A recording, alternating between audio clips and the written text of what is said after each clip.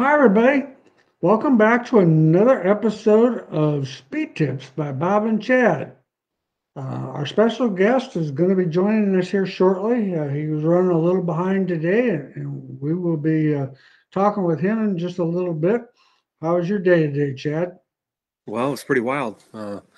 Monday before the Harris Clash, thrashing, built the trophies, got them here behind me, ready to rock and roll. So, Awesome.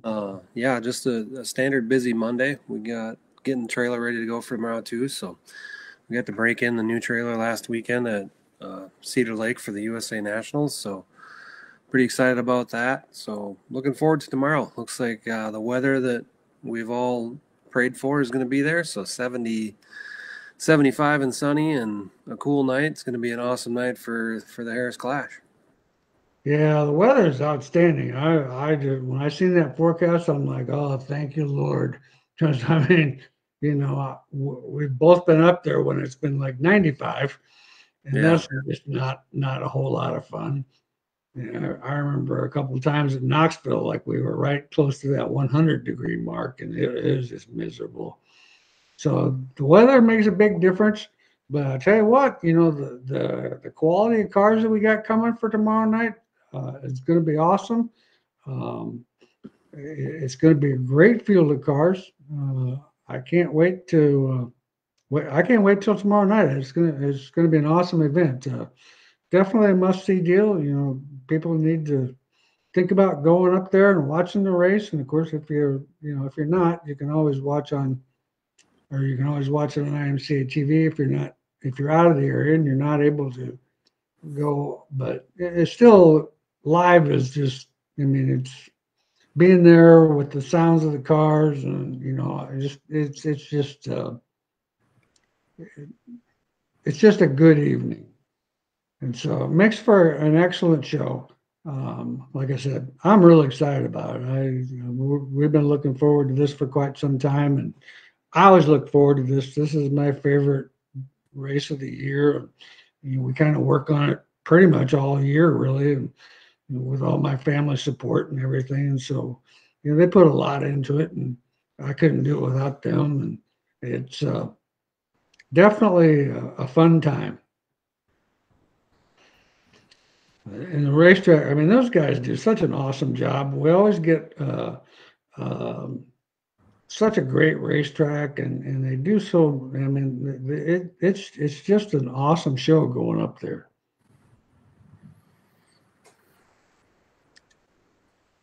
All right, let's see. Robert says good evening. Brian says, Bob, thank you for all your help every time I call. Well, we appreciate that, Brian. We look forward to seeing those feature wins come through on Sunday or Monday, and so that's exciting. And you guys have been doing a great job up there in Michigan, and keep up the good work.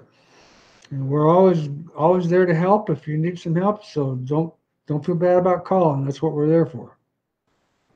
John says he's looking to free up entry on a B mod with softer left spring help. Um, if you're actually running a B mod, you can actually, I'm pretty sure your rules allow wheel spacers. And I'll tell you what, in the modified class this year, and even in the stock car class, we I've always been a big believer in wheel spacers, especially on the right rear, because I mean you can an extra half-inch wheel spacer will definitely free that car up quite a bit. So that would be my go-to. Well, holy moly, our guest is showing here today. Yeah, I was trying to figure out how to operate my phone. We're trying to figure out how to operate your phone. Yeah, I turned 41 like 2 days ago, so now I don't know how to operate electronics apparently. Oh, awesome. Well, here's our special guest for the night, the famous Kyle Strickler from North Carolina, two-time Harris Clash champion, two-time IMCA modified champion, and God, I have no idea all the rest of the things you've done. You've raced everything that's raceable. Um, including a NASCAR truck at Eldora on dirt.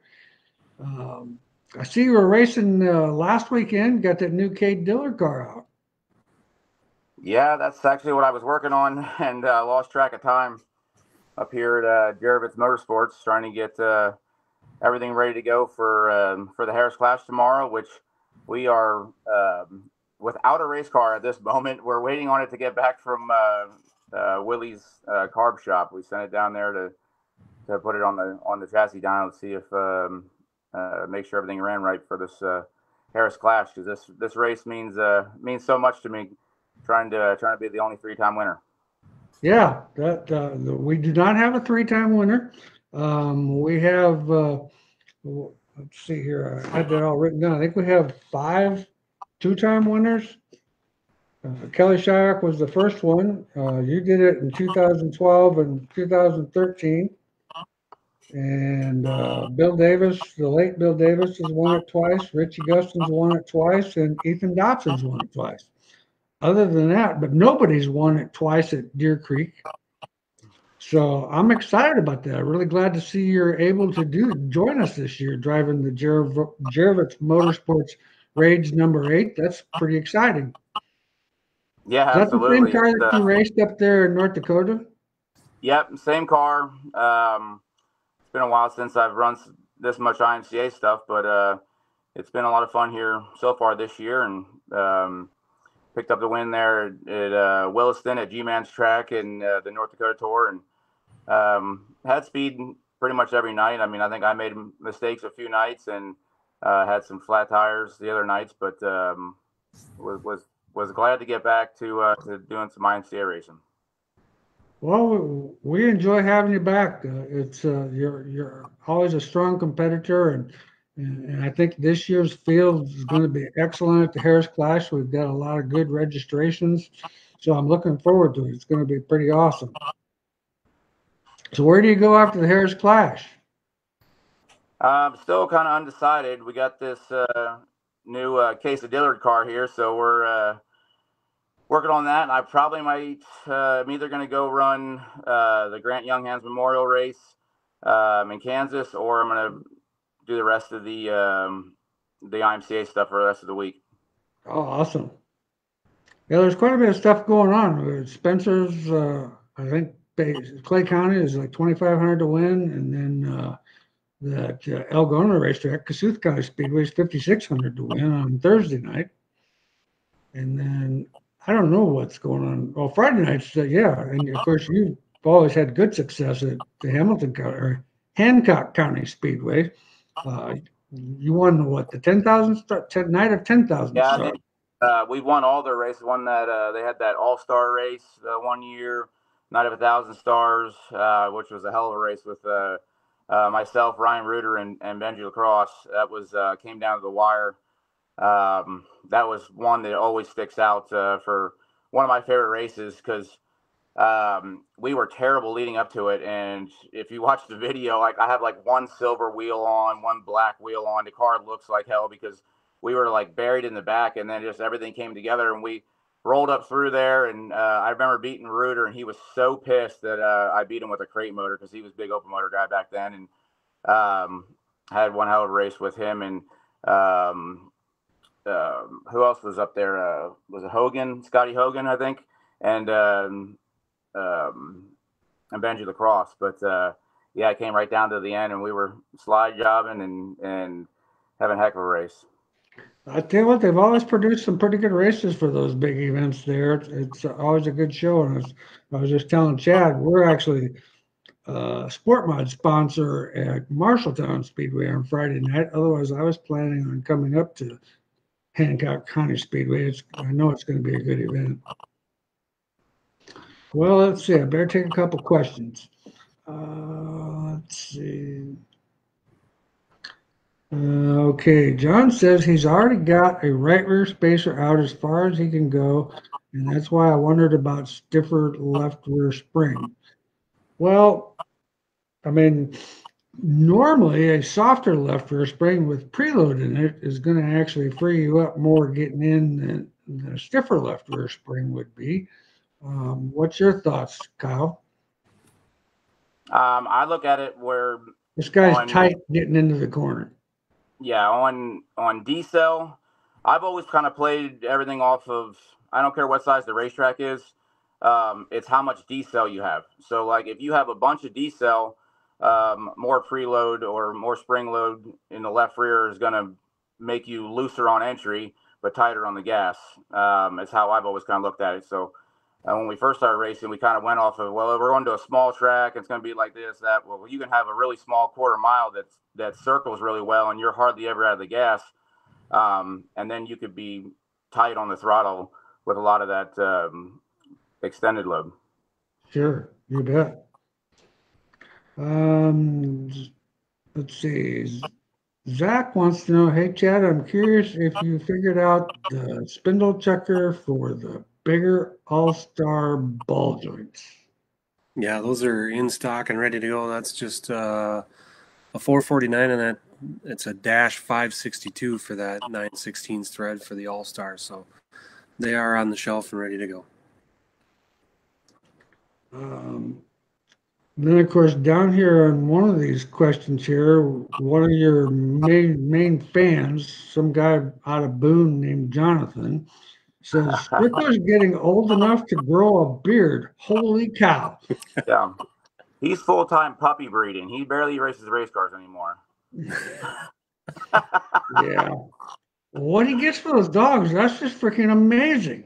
I'm like, Yeah, holy cow. they are cool-looking dogs, that's for They sure. are really cool looking dogs. I don't know if they're that cool, but they're really Yeah, cool. you could buy a lot of race car parts, I'd bud. be scared to death that little sucker would get run over or something, man. Jesus. Okay, Jamie, what is your recommendations for a slider placement on a USRA B mod, behind the housing or in front? I've been having some problems with the car being tight and inconsistent with the slider behind. Um, I don't know why it would be inconsistent.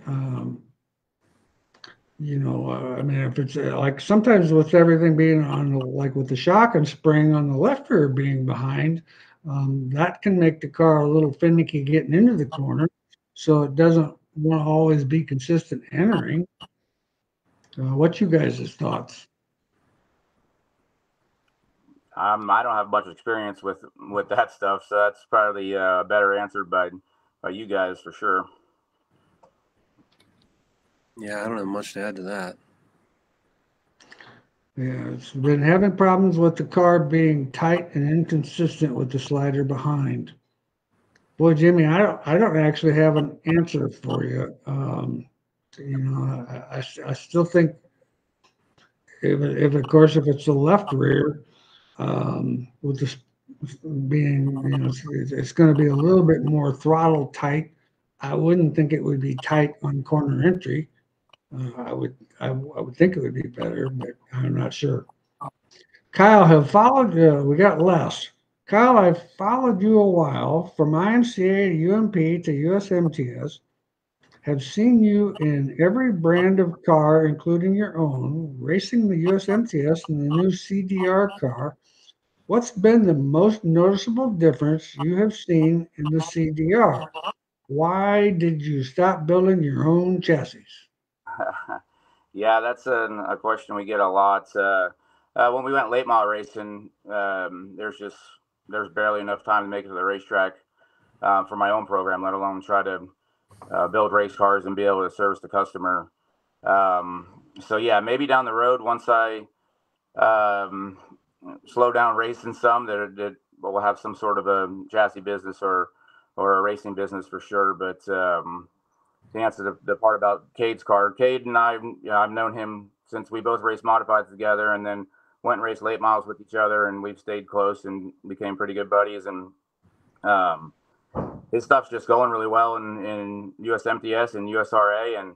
And G-Man, he had a CDR car that actually ran in IMCA last year at the North Dakota Tour and had some success and really liked it and really liked working with Cade. So when G-Man wanted to get a USRA car, we went towards Cade. And then, of course, when he went and won the 100,000 and been as dominant as he has been. It's been really, really good. We only got 3 nights on it, and I think we have a 9th, 4th, and then a 3rd at Webster or at Mason City last night. So it's a little different than what I'm used to. I've been pull bar my whole entire life and never been much of a lift arm modified guy. But I want to give this one a shot, and so far so good. So I look forward to getting out there and doing some more of this USRA, USMTS stuff, because that's if I just have to pick one of the series that I've least familiar with, that would be the one. You know, we've done a ton of IMCA racing, a ton of UMP racing. It's just very limited on my USRA, USMTS experience. Okay. Matthew, how do you set up right rear chain on a USRA modified, or is one needed? So Longhorn modified. Well, you used to have a Longhorn modified, so that would be a great question for you.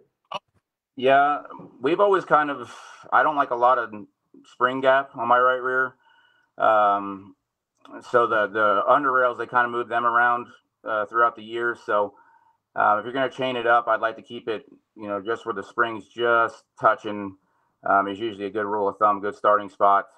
You don't want to be really tied into the spring a lot, and if the racetrack's rough, you don't want to be tied into it, or you can let it out some. But the Longhorns are notorious for having a lot of right rear hike, and a right rear chain definitely helps that. If you don't have a chain on, they will beat the under rails out of them. So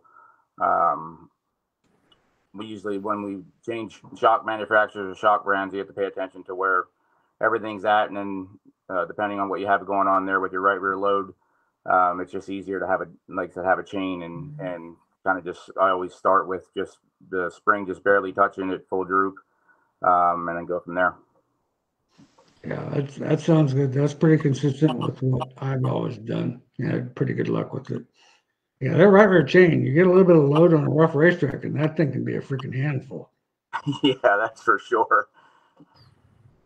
Yeah, we had one of our sport mod customers, brand new car this weekend, and standing up there watching it. And he's come off the corner, and the right rear's hopping, and I'm like, oh man, they got way too much chain in that thing.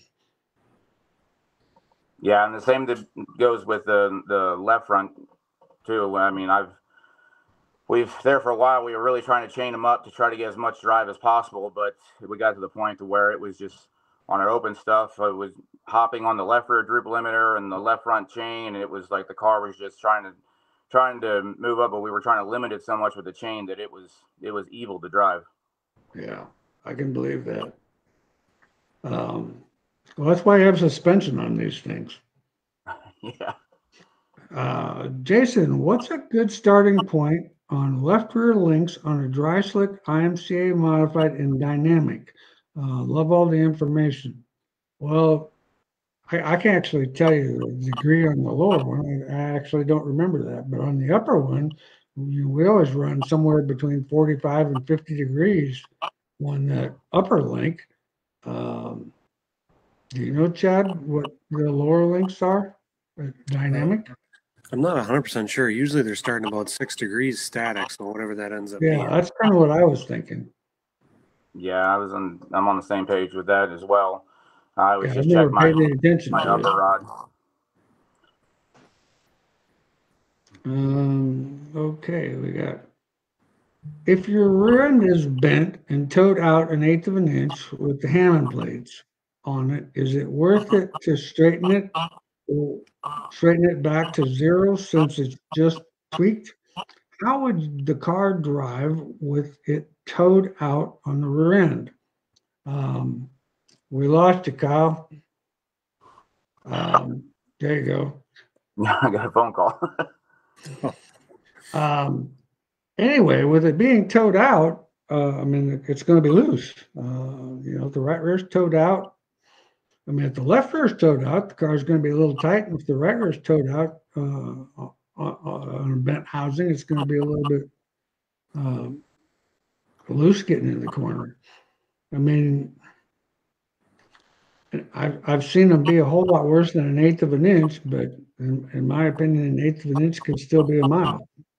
Yeah, I've always gone where if it's towed out, especially through your pinion travel, I've always put mine on just bolted wheels and tires on it and put it on top of another set of wheels and just ran my pinion through travel or through pinion swing. And then if it's towing out, you definitely want to get it fixed. If it's in a little bit and then coming back to zero, that's not terrible. But I know that like Bloomquist and a lot of those guys, they are fanatics when it comes to where your tires are pointed in your rear end toe, and they even are go so much to having a number that they like having it towed in with the with the late models with all the flex in the rear end that they want it to open up to a certain amount.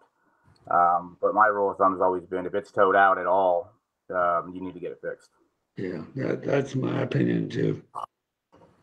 Let's see. How much rear percentage is too much? Well, it kind of depends on the actual car and what style. I'm not a real big fan on a four-link car of a lot of rear percentage. Not anything over 56% probably. Now, on the sport mods, we'll probably run up to around 57%, just because they got quite a bit of horsepower. Where like with our IMCA crate motors car, there's not a tremendous amount of horsepower there. So, what's your opinion, Kyle? Yeah, I mean, I've always been right around that 56. I know some of the guys, the UMP guys, are higher than that, upwards of 58. But like I said, I've always kind of tried to be around the 56 mark. So I feel like if you get too much and any kind of where you got to bend the car in the corner, if you don't have the right rear something to lean on, you're going to be taken off in the slick and it's going to be really skatey. If you can police yourself to driving the car in straight and be able to turn to the center, you might be able to reap some benefits of having some traction. But anytime you got to wiggle the car or brake traction, it's going to really want to swing out from underneath you. Yeah, that makes sense to me too. So Jacob wants to know, is the number 8 going to make its way to the Super Nationals? That might be the most asked question in the last couple of weeks. I don't know. I got one late model for Charlie and Melanie Donaldson back in North Carolina. We have one Clements motor left. And Eldor is so special to me, even though it's been kind of not so kind to me here lately. But I really would love to go to the World 100, and it's kind of a shame that those races are scheduled on top of each other. But if something doesn't come together with my late model deal for that, then it looks like all signs are pointing to us going to Super Nationals if we can't make the late model deal happen. Well, nowadays, I mean, since the last time you were there, now they have allowed us to have 8 days of fun.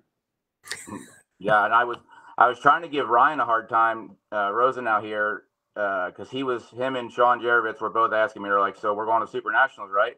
And I said, I'll tell you this, if I win the Harris Clash and we get locked in the All-Star race, I'll go to Super Nationals. They said, you're already in the All-Star race, idiot, for one of the races that I think it might have been, I don't know if it was the Dakota Tour or where did I win? I won somewhere else in Wisconsin here last time I drove the car. But anyway, yeah, he said that I'm already in, and now they qualify, which I didn't know that was even a thing for the All-Star race. So it shows how far or how long it's been since I've been to Super Nationals. Yeah, it's definitely a lot of fun. By the time you get to Saturday of Super Nationals, it's kind of taken the toll on a lot of people. But it starts that Saturday before with the prelude, and they put dirt on the racetrack. They were putting dirt on the racetrack over the weekends, so because the racetrack has really been wore out. Weekly shows, it's definitely followed the leader around the top. Last weekend, Isaac Malakote, he started 5th. Tim Ward started 7th, and McBurney started 11th, and Ward won it. and the 11 car Malakote was second, and Jake was third. And they were all bumper to bumper wide open. So it's in definite need of dirt, and it got dirt this weekend. So we'll see how that goes next week. Yeah, the thing with Boone is it's so different when you go to Super Nationals. Like, I mean, I loved Boone and stayed there with John Logan, worked out of his shop for a lot of summers throughout my career, and I would go to a Boone weekly show, and it was like I never drove a modified before. I'd run 15th in a weekly show, and they're churching it up that I'm a 2-time Super Nationals champion, and I couldn't get out of my own way on a weekly show. Yeah, it's a different place. I mean, it's a neat place, but yeah, it's like I keep telling those weekly guys, if you're good on a weekly show, that doesn't have anything to do with Super Nationals. Yeah, and then when they put the wood chips and stuff in it, it was something like when you would keep racing on, the racetrack really wouldn't go away near as much as like when the cautions would come out. Like I remember that would use the racetrack up more. It's almost like we would pack the dirt down, and then it would seal up over top of it. If we kept on racing on it, we would just throw crumbs, and we would just race on the edge of the crumbs the whole entire race. So if a race went nonstop, that the racetrack really didn't slow down much. But when the cautions would come out, if we had a bunch of them in a row, then it would really seal the racetrack up and kind of help it make it wide. That makes sense. Jamie says he wanted to specify the fact that his car is tight in the middle of the corner with the shock behind. Left side slider is in front. Well, it would with the slider being behind on the right rear, that's definitely going to make it tight. The second you throttle up, what happens is it loads that left rear spring and unloads the right rear spring, and so it has massive amount of instant traction for a split second. You know, most of the time, you know, we used to have enough power that didn't make a lot of difference, but nowadays that's depending on what tire you're on, that is definitely a case that thing can be tight in the middle of the corner. You know what to do about that? Maybe going with a stiffer left rear spring. I don't know. Like I said, our old hair scars always used to be that way with the slider in front on the left and the slider behind on the rear, and it had tons of traction, but it would kind of get a power push at times in the center of the corner. Darius, we have a 425-pound spring in the left front, 500-pound spring in the right front, 16-inch 225-pound right rear with a 13-inch 150 spring left rear. We're having a hard time being tight on exit. What should I do to free it up? Well, I'd have to think about that. Yeah, I mean, I've never been that low on left front spring unless you can run bump stops or spring rubbers or something. Yeah, probably swap the front springs. Yeah, that's actually probably what I would do is, stiffen. That's a little soft, so to speak. I've never run anything like a 450. Of course, I'm not a super big one on a 450 right front, but the 450 left front I think is a little soft. I'm not a big fan on a 16-inch right rear spring because your spring table is going to be up on the right rear and high, and that's going to make the car be a little bit snug in the middle, or on exit, it'll make it a little tighter. It won't want to roll. I would say evening up those springs in the front and try putting a 13-inch left rear or right rear spring in there and see how that works for you. Okay. We missed a bunch of questions, Bob, when Kyle came on. Yeah, I think.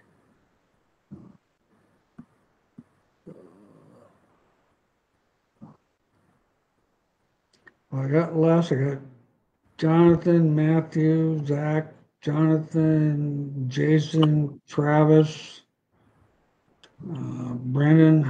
How much were percentage? Number 8 car in Super Nationals. Jamie.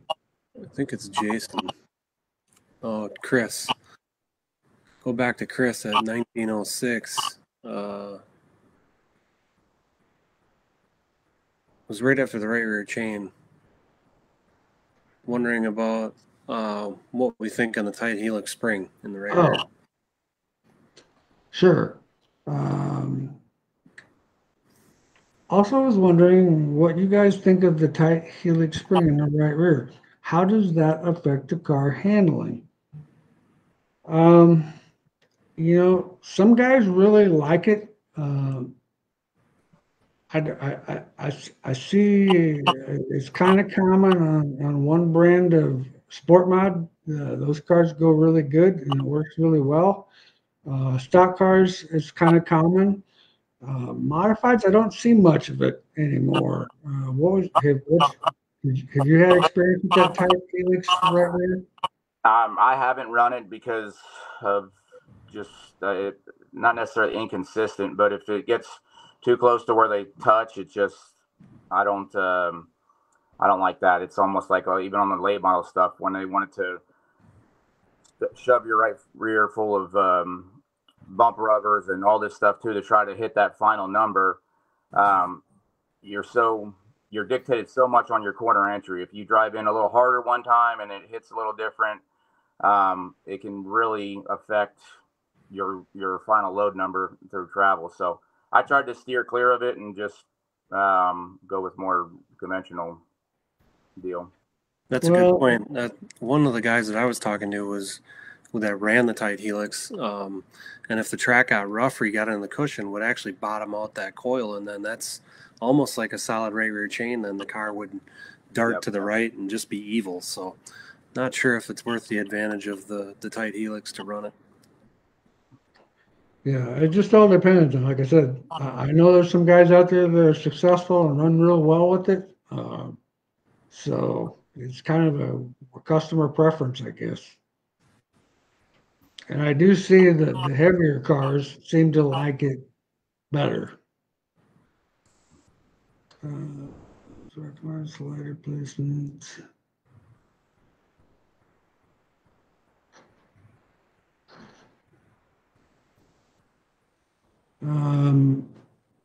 Matthew, I'm fighting carrying the left front currently. I'm close to 550 in the load. Right front is in the racetrack and not in the air.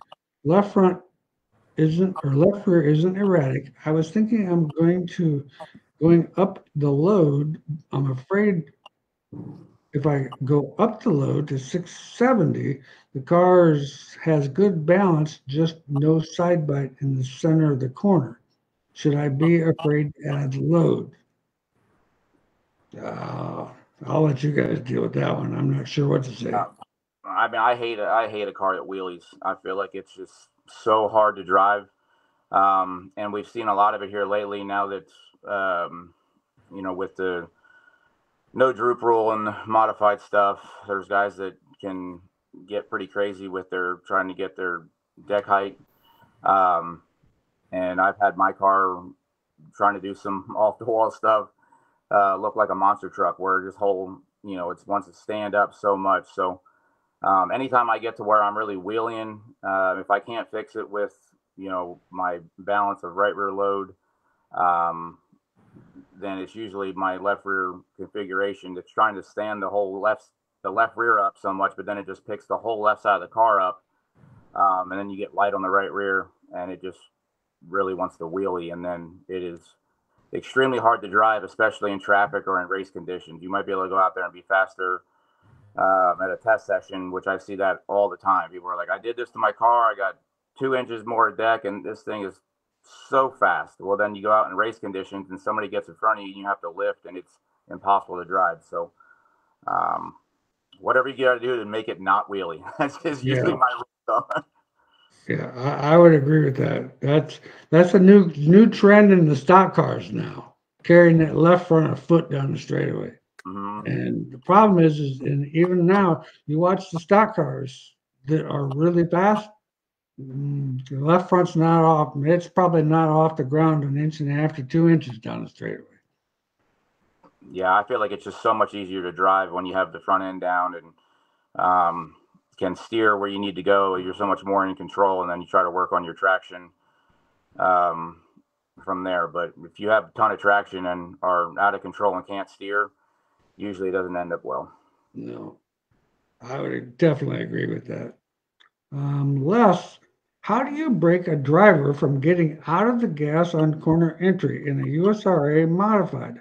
How much rear steer and how much rebound left rear shock do you recommend? Um, I don't know how to break the driver getting out of the gas. That's you have to have a talk with him. I don't know. I have no idea. More and more laps and run split and not shock and spring behind. I mean, there for a while, and still a lot of times we run, coil over left rear, and you get to a place that has a lot of decel. I don't care how good you are on the brakes or how good you are on the brake floater, it's going to sit down at some point in time. So it took me a lot of time to kind of perfect and get my driving style to where I can make that coil over deal work and have the benefits of traction. But for somebody who doesn't have a ton of experience, that split left rear is so much more consistent, so much easier to drive. And there you'll see, even when we go to places that have a lot of decel, the consistency usually wins out, especially in a feature when it's slick, than having that coilover with pure traction.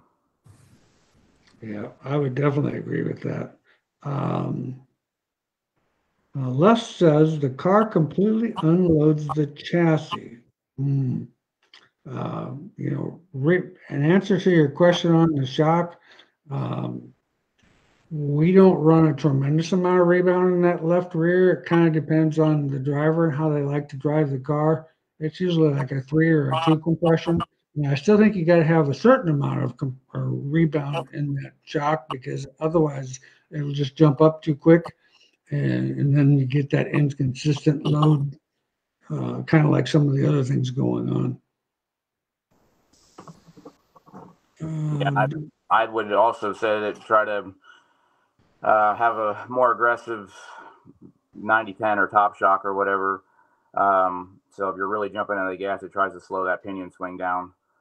Because you're wide open down the straightaway, and then soon the minute you lift, the rear end swings down, your J bar goes all the way down, and then it likes the shear traction, and a lot of times you're skatey, and until you get used to picking up the gas. I've had cars that have a ton of traction, but if you would dump the gas too quick, they'll take off skating and they won't stop until you pick the gas back up. Good point. What is your recommendation on left rear indexing, and when would you adjust that? What's your opinion on that, Chad? Well, generally, we like to start 3 degrees into the spring. There's some guys that are de-indexing so they can get more swing, I guess, without camming over, starting unindexed, and not running like a zero index package. But generally, we like to be into the spring on the left rear so that the car starts the motion the correct way. I don't know if you got anything to add on that, Kyle. Yeah, I mean, now with, like I said, with the deck height deal, people are doing crazy stuff, and it is, some of the modified packages are really wild to drive. Like, it feels like the rear end is completely coming out of it, and I mean, your steering wheel will be completely turned one way, and then when you get in the gas, it's like you're going completely the other way. So I've started way on index and then ended at zero. We were doing that pretty recently here on the open car, and then I guess it's pretty much, I guess there's a lot of people that do it different ways. I mean, their Longhorn guys were really camming over a bunch, and I know there's a lot of guys that are doing that stuff too, but I'm kind of new to that, and I've always kind of started de-indexing and tried to end it at close to zero, and get a lot of movement, and then just try to hold my car at that attitude. Let's see. Hi guys, birdcage maintenance question. Just taking the bars off and spinning them around a few times every couple of nights enough, or something else I need to do? Yeah, definitely need to take the bars off and spin them. That anytime you can put your hands on that cage and feel the bearing, it's an angular contact ball bearing in there. So if you just spin that cage with your hands on it and rock it side to side and put some little bit of load on it, you'll feel any little catches and glitches inside that bearing, and also relocates it because the bearings are sealed, so that helps relocate the grease. Some guys will take a little needle greaser and put a little grease in there. We have guys that drill and put a zerk in there. The reason we don't put a zerk in is we don't really want to fill that up and blow the seals of the bearings out. So, I mean, guys that put the zerk in there and fill the cage up with grease, you really got to be careful of blowing the seals out, because then you're going to let the dirt right in. So, yeah, the biggest thing is to just feel it, make sure that they feel good, relocate the grease. If it's a bronze cage, then you're pumping grease in there every night and keeping the dirt and the water out of there.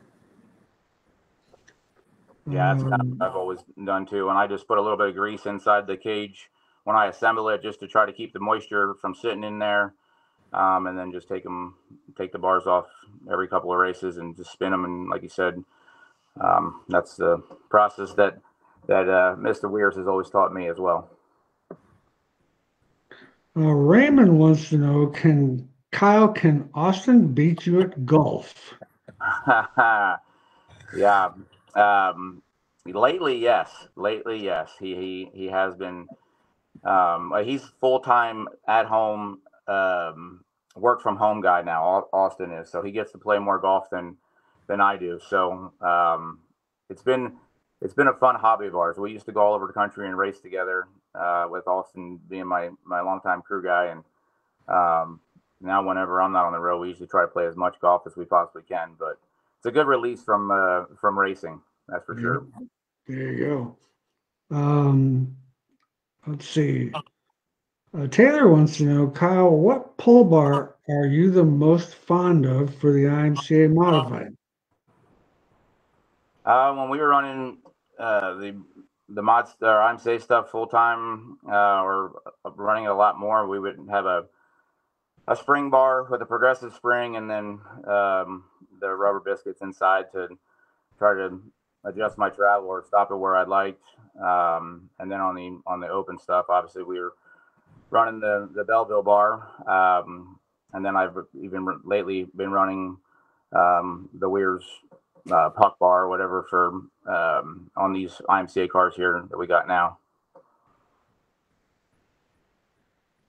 Edward, on a 3-link with Soda Midwest modified, lefters 125-pound spring, 16-inch. What is a good preload amount for the 225 right rear spring? I don't know if I could answer that, Edward. I'm sorry. I know the lefter I could give you, we usually preload that to about 200, about 100 pounds. He's asking for left rear, but he's just saying he's got a 225 in the right rear. Oh, okay. For left rear preload, yeah. Yeah, I mean, with the 125, I would say 200 pounds of preload's pretty good. 150 to 200. Yeah, that was kind of my 150 on the low end, 250 on the high end. My rule of thumb was don't ever go over 250.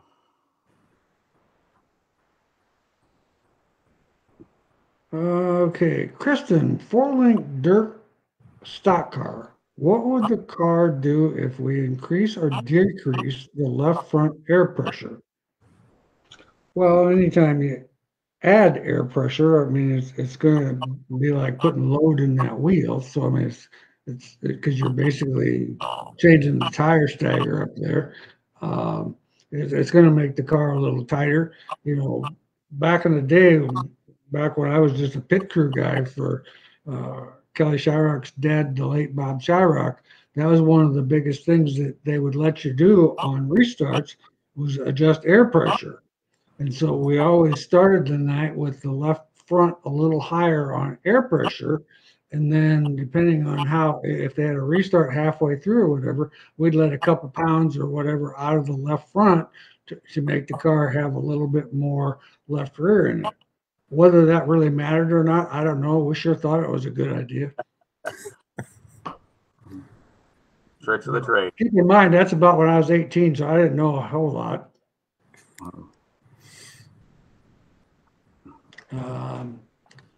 Darius, flip the two rear ends around. I got them backwards. Okay. Oh, he was saying he had a 16-inch left rear and a 13-inch right rear. Yeah, it would make more sense. That would make a whole lot more sense. Yes, That would definitely be better. Let's see here. Justin evidently wants to say hi to you, Kyle. Mike, what adjustments can you expect to make at the Super Nationals during the day in Heat 1 through 3, 4 through 7 through 10? You need to You're a learn how to two-time winner of the Super Nationals. I'll let you answer that. adjust your luck. That is what you need to worry about adjusting at Super National. Jeff Taylor, this is a funny Super National story. Jeff Taylor, before I was getting ready to go out for the night that I won my first Super Nationals, and I was so nervous. And I went over to Jeff Taylor and I said, "What? I don't know what to do. Like, I feel like my car was pretty good. Like, what kind of adjustments you think I should make?" He said, "I think you should just put a coat of wax on that son of a bitch." But we didn't. We won. Yep. Oh, man. Yeah, Jeff was always a lot of fun to work with back in the day. He was a blast. You never knew what to expect. Yep, for sure. You just knew whatever it was going to be, it was going to be different than the time before. Jamie said, "Thanks, guys. Second night on this car. Have a 125 left rear spring. We'll try a 150 or a 175." Mike wants to, it was a modified. Dustin, on a Northern Sport Mod, how much steer should a guy have? I've checked it with my setup plates and put the car in dynamic, just not sure if there's a range to set the steer to start with. Normally, like on our Sport Mod stuff, we usually try to be in that 2.25, 2.5 inch range from static to dynamic. And that seems to be pretty consistent. And that's one thing, with the left rear chain, you can set it so that, and you can always tighten the chain up if you needed to control some of that rear steer. But that's kind of where we've always been. Modified's a little more than that, but the Sport Mod, I've never really felt comfortable going much more than that. I'd say it's just important, or mostly important, to reference it when you make changes, to know what you're doing. We started doing that years ago. Actually, one of my NASCAR buddies, oddly enough, Jerry Kelly, we called it the Jerry Kelly measurement. We just take a long piece of aluminum and put it on the sidewall of the right rear and just measure into the frame rail at the same spot, and just get a reference point there. Nowadays, we go from the rotor to the back of the frame on the left rear, just to get you a reference to, say you change your configuration around or lengthen your chain. Try to pay attention to your spring load and your measurement of rear steer, that you're not making changes that you don't think you're making. Yeah, that's a good point. Matthew, what left rear configuration do you prefer? I'm a standard Longhorn group, have experimented with slider on the tube, shock on the tube, or do you prefer shock in front and slider behind? Well, I kind of think you answered that here just a little bit ago. Yeah. They've been messing around a bunch with the chain in different places and shocks in different places. Every time I move my shock around, I move it right back to shock and spring. You can coil over behind it, but a lot of the racetracks that I race modifieds out here in the last couple of years have been the Eldoras, the Charlottes, big momentum places where you don't have a lot of decel. We went to Ocala, and I don't care what I did, there was no way that I could keep the car up. And Nick and I were racing against each other, and he was so much better than me on corner entry because he was so much more stable. And I think that might have been the last race that I actually won split, just because I needed the consistency. But I haven't had any success with the shock on the housing, or moving the chain around, or other than just the standard configuration. But not to say that there is a lot of Longhorn guys that are doing that and do have success. I know Mike McKinney has a lot of success with some of their newer stuff. So I'd probably reach out to him if you have some of those questions, because he's way more experienced than I am with doing some of the newer configurations they have. Yeah, he's been pretty successful there lately. Yeah, I mean, I see his picture on Facebook every week. Mm-hmm. Yep. Let's see.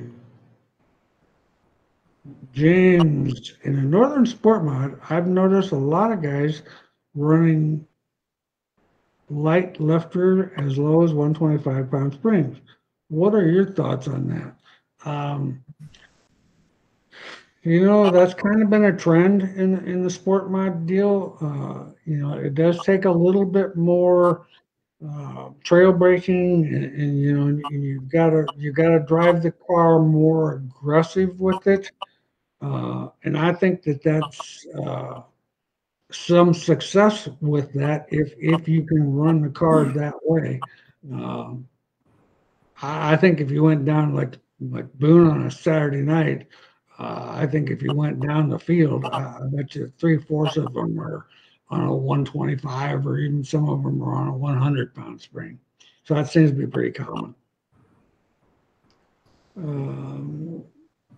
Kristen, thanks, guys. Kyle, hope you're good after that wreck you had at Eldora. That was pretty nasty.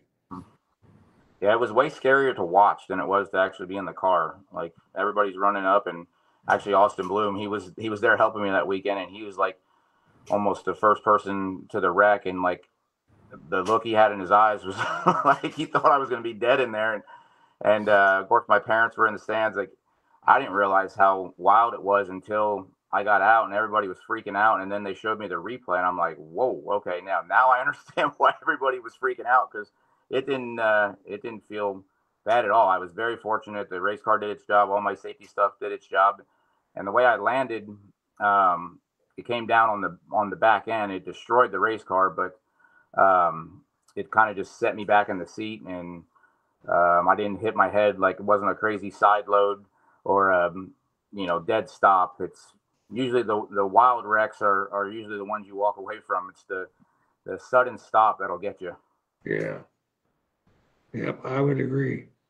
Mike's got another question about you running the Super Nationals. I think you kind of explained it but Mike probably just chimed in. So yeah, hopefully maybe you are, maybe you aren't. I'd love to go back. It'd be great to go back and see everybody, and kind of see how things have changed over the years. And I think the last year I ran was 2018 maybe. So it'd be cool to go back, and if the late model deal doesn't pan out, I know that all the guys up here at Jervis Motorsports will have a car ready for me to go, and we'll be out there. Well, you won the Clash, or you won the Super Nationals in 14 and 15. Mm-hmm. Yep, and I think that I know that at the end of 18 is when I won in Batesville, and then went and drove for Lance Landers for that race in the Gumbo Nationals, and won that, and then came back and got the ride with Wells. So after that, we were late model racing and didn't get a chance to go to Super Nationals. Gotcha. See, David, thoughts on taking load out of the left rear during the night? Tacky to dry slick. Do you adjust your left rear spring much? Not much. I mean, we used to years ago. I think it was one of them deals where it was just something that we did. I mean, and a lot of car manufacturers plates are different, and the so my deal always was 3 turns in the left rear, and I'd lower my left bottom bar a hole or two. And I think that a lot of that was just because the way that the arc of the circles was that it took load out, so I had to put that back in. So then even when I changed cars, it was just kind of a thing that I did. And then you get on the softer springs, and really it's not changing it a ton. So I don't really mess with it too much anymore. It's we kind of get what we get, and then I got a extended load number that I like, and that's kind of what I stick with throughout the night.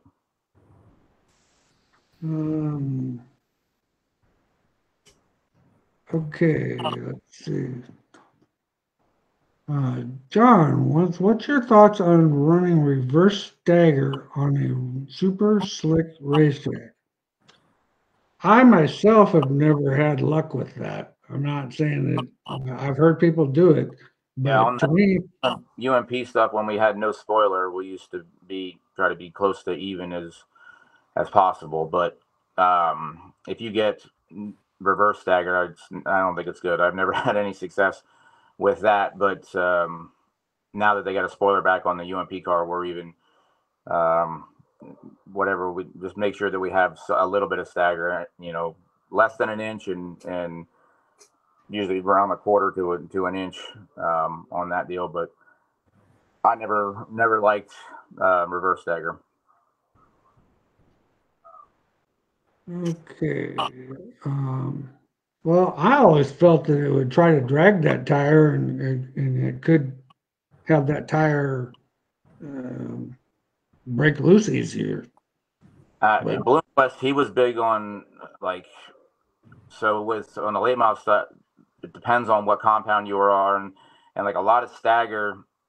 If you'd have a drastic amount of stagger, and I learned this from going to Bristol with Bloomquist, and I didn't realize how much it pisses the tire off and how much it twists it, and it builds a lot of heat really fast. So if you have a harder tire and you're having trouble trying to get get heat in it, you could kind of do that, either reverse stagger or more stagger, and it's going to try to twist it. But then again, you lose the advantages of having too much stagger and want to over rotate. So it's learning what the tire likes, and like when you go to that late model world, it's a total different game, and guys kind of they learn tricks that work for them, and they kind of stick with them. We went all over the country, and it's like different size racetracks, and it's like we would run the same stagger almost at every racetrack, and I'm like, well, that can't be right. But it was just what they had success with and what they thought worked. Interesting. Jared, how much front ride height difference should be too much in your eyes on a leaf spring car trying to do a softer left rear leaf by 50 pounds, but having front weights way off over 200 pounds? Split gut in the back is 110 pounds, but the half inch different with a half inch difference. I have the same length shackles side to side, and so getting bite over 80 pounds is hard. I hate to tell you, dear, um, I'm not as versed on that spring thing as I used to be. I'd have to go back about 40 years to kind of try to remember that stuff, and I don't. I'm just not that familiar with the leaf spring stuff anymore. Yeah, if I drove a leaf spring car tomorrow, it would be the first time. Yeah, it's they definitely usually have pretty good stability, but we're always a little short on traction. And then we went to the coilover with just a main leaf, and then we finally got links, so you could adjust stuff. I sport mod, when the track has a lot of traction, our spring cup gets into our right front tire. I believe making it bounce and hop. Have a rear end setup where we want it to side and still getting into the tire. Was going to move the weight jack mount to the inside of the frame. Would you guys have a bump up the spring rate a little bit to help compensate for that? What's your thoughts, Jay? Well, you ain't going to move it a drastic amount. So I wouldn't, I mean, if you're going to tip it inboard a little bit, I'd say the biggest thing you want to make sure is that the cups are lined up so that when you go through the motion, you're trying to keep that spring straight. If you do angle the spring with a lower cup angled also, putting like 10 degrees of angle in that spring rate, possibly increasing 25 pounds, but not a drastic amount. Tim, best adjustment for running out of drive midway down the straightaway, just tails out midway, 3-link. I still believe that has a lot to do with the amount of steer that you have in the car. Your left rear's up on the chain, and your right rear is starting to come up, but maybe not as much. So I would take a little bit of the static trail out of it and run a little bit of lead so that my dynamic number wasn't as strong and run the car a little straighter up off the corner. That's always worked well for me on those 3-link cars. All right. We've got 3 more questions and then we will be done for tonight. John, do you like more compression on the right rear shock? It depends on the conditions. If you're running a high bank racetrack that's got some grip, a little more compression is going to be to your advantage. If you're running a little flatter type stuff, slower on corner entry, a soft compression shock is going to be to your advantage because it'll allow the car to roll over. Keep in mind, the shock is a timing device, so the car is going to react one way or the other. With a soft compression, it's just going to react faster. And so sometimes when the racetrack slows down, you have to compensate for that to do that. I had some notes. Supposed to tell the Harris class drivers that are not registered. Drivers, make sure you register before you get there. You only have to stand in the draw line instead of both lines. And our feature win stickers go out in the mail on Wednesday, so make sure that you check the BHE website and fill out the form. And Chad and I will also be doing a live tomorrow night at 5 o'clock at the racetrack. And I'm pretty sure Jim Stanley will probably join us. And of course, Chad Meyer will probably join us. And I think that's all my notes. Yep, that's all my notes. Okay, so Jared, is it simpler form? Is a ½ inch to front ride height too much difference? I think it's more than enough. We don't run that much. Normally we try to run 1/8 of an inch and keep the ride height relatively the same. Tory, dirt late model car seems to turn in good but loses grip before the apex. Seems to over rotate. I've tried right rear load changes and change wheelbase. What else should I look at to keep the grip in the car? Man, this could be a million different things. The late models are so technical now. It's when you hit your load numbers right, it's like it's magic. Anybody could drive them, but if you're off a little bit, it's just you can be too stiff and not rolling enough, or you can be hitting you're running stacks, you can be too stiff on your bottom number.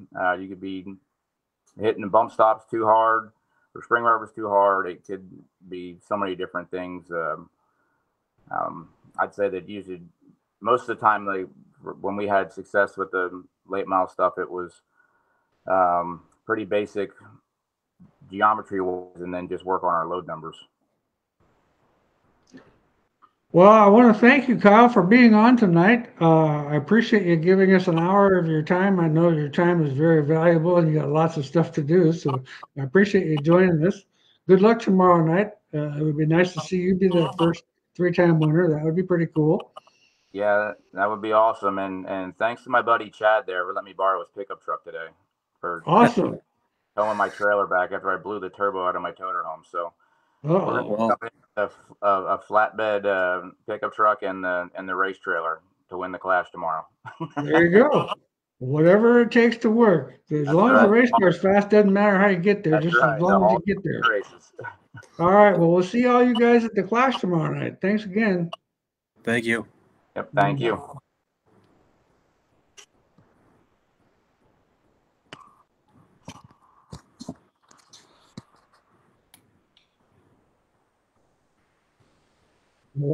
Last week I forgot to hit the stop stream button, and so it streamed. I think it's still going too. Yeah, there we go.